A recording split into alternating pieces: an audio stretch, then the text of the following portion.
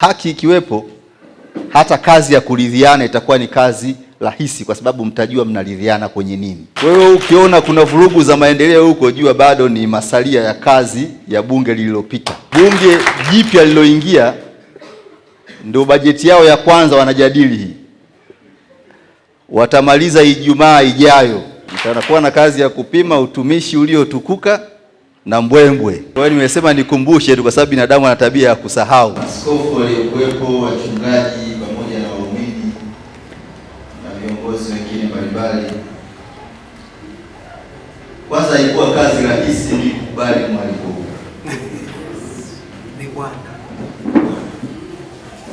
Haikuwa kazi rahisi kwa sababu wastaafu tunategemewa tupumzike.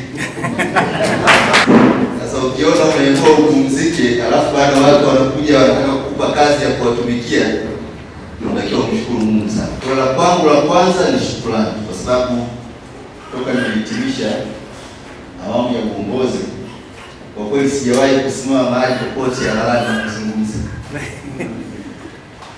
Nilinyamaza kimya kwa sababu kimya pia. La kwangu la kwanza kweli lilikuwa ni shukrani.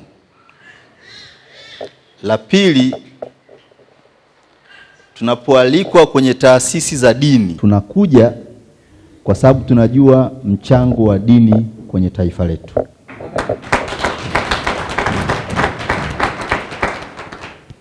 Dini zote zina kazi ya kuombea nchi, kuombea viongozi, kuliombea taifa, lakini na kazi pia ya kuombea amani. Na kwa kweli amani lazima iambatane na haki. Kwa hiyo mtu yoyote anayehubiri amani anatakiwa aanze na haki alafu amalizie na amani. Ukiona mahali popote amani na mgogoro, jiulize, haki ilitendeka? Ukishapata majibu, matokeo yake yatakwambia kama sasa tunda litakuwa ni amani au itakuwa ni kinyume chake.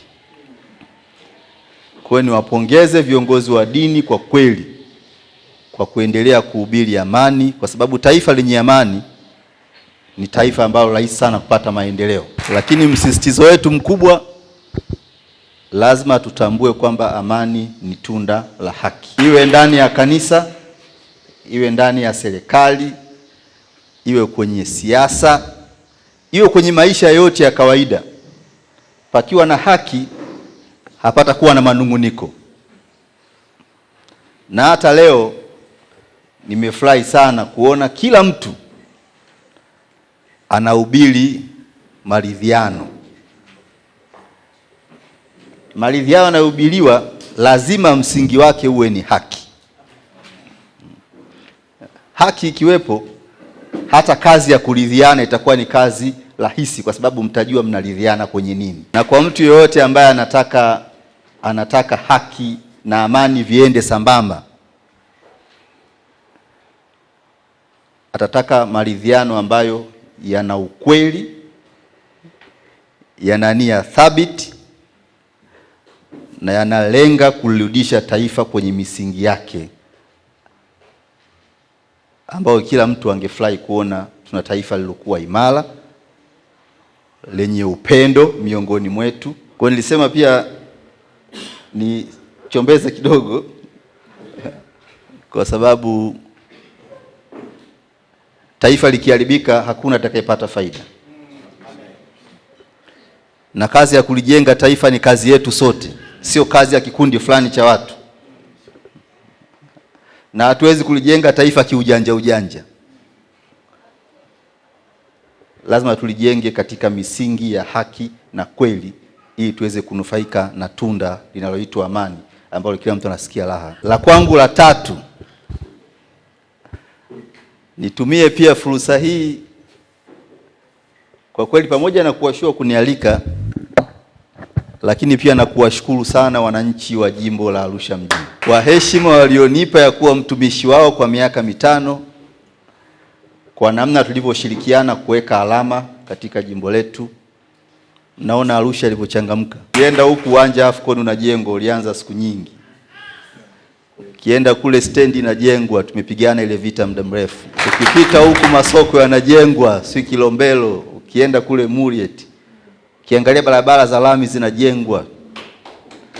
Miaka yote mitano ulikuwa huo ndio wimbo wetu na vita yangu ndani ya bunge. Na kwa mujibu wa taratibu, wale ambao mnajua taratibu, bunge lililoisha bajeti yake ya mwisho itaisha tarehe 30 ya mwezi wa 6 mwaka 2026. Kwa hiyo ukiona kuna vurugu za maendeleo huko, jua bado ni masalia ya kazi ya bunge lililopita. Bunge jipya liloingia ndio bajeti yao ya kwanza wanajadili hii. Watamaliza Ijumaa ijayo. Utekelezaji wake utaanza tarehe 1 mwezi wa. Kwa miaka mitano ijayo mtakuwa na kazi ya kupima vitendo na maneno.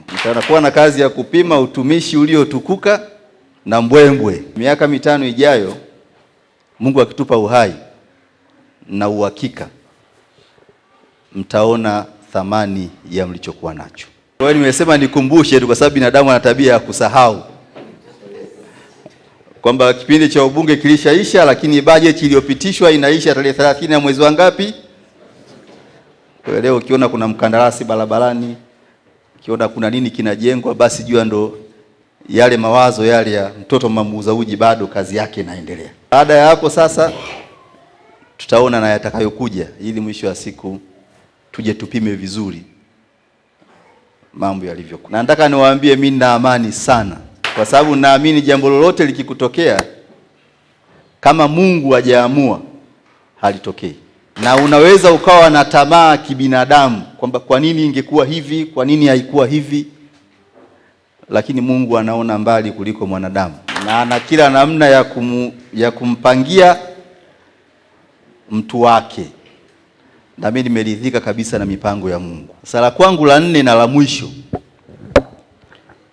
kwa kweli ni kuhusiana na shughuli yetu ya leo. Wakati Mheshimiwa Credo na timu yake ya wachungaji wanakuja wananiambia, bwana, tuna jambo la Mungu, nimetumwa nikujulishe kwamba tunaomba tushirikiane. Na sasa hivi hali ya maisha ilivyokuwa mtihani kidogo, hasa kwa sisi wastaafu, haikuwa kazi nyepesi kukubali, kwa sababu hapa kazi kubwa iliyonileta ndugu yangu mhifadhi ni kutoa hela. Pamoja na maneno yote, lakini kazi ya leo hapa ni kutoa nini? Sasa wajanja wale utasikia nimebawa na majukumu, anatuma mwakilishi, jua amekimbia kutoa hela. Ukiona mtu anaalikwa kwenye harambee na anakuja, jua huyo ni mwenzenu kweli kweli. Na nataka niwaambie, nitakachokisema hapa leo ni mwanzo tu, kwa sababu najua hii kazi ni kazi endelevu. Mzee wangu wa TANAPA amepiga mkwala mzito na mimi bwana nikasema ngoja atangulie yeye ili nipime kina cha maji. Ana katika hali ya kawaida TANAPA ni taasisi kubwa, wanahifadhi kila mahali, hata mlima Kilimanjaro ni wa kwao. Wana Serengeti, wana Ngorongoro, wana Manyara, wana Tarangire, wana Mikumi, wana kila mahali. Sasa nilivyosikia amesema ametoa milioni 10, nikasema yeye shughuli imepata mwenyewe. Sasa na mimi pamoja na kuchangia ujenzi wa kanisa, lakini pia itakuwa ni sehemu ya sadaka yangu ya shukrani. Na makanisa haya yanayoanza, unajua watu wengi wanapenda kwenda kwenye maeneo ambayo yana majina tayari. Wale wanaoanza huwa wanaachwa wachechemee, wakishasimama ndo wanakuja tuko pamoja. Mimi nataka tutambae wote, tutembee wote, tukimbie wote. Hiyo nitakacho kiahidi, naomba mjue kwamba huu ni mwanzo wa safari. Lakini mtachagua sasa wenyewe, maana nilikuwa nashauriana hapa na mhifadhi Mheshimiwa Credo hapa na wachungaji. Nikasema tuchangie fedha, tuchangie vifaa vya ujenzi, nini kinatakiwa hapa. Ukipewa fedha, baada bisa utafute gari ukanunue vifaa ulete, lakini ukipewa vifaa manake utaletewa site. Sasa wewe unataka nini? Utakachokubaliana, mimi sitaki kuondoka na ahadi,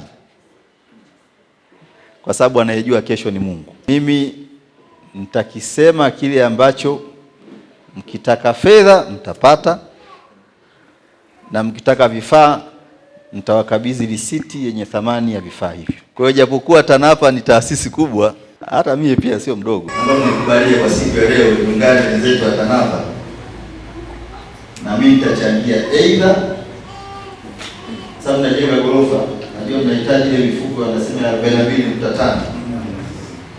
Tutakubaliana aidha nichangie mifuko 500 ya simenti au nichangie keshi 2 mkuu.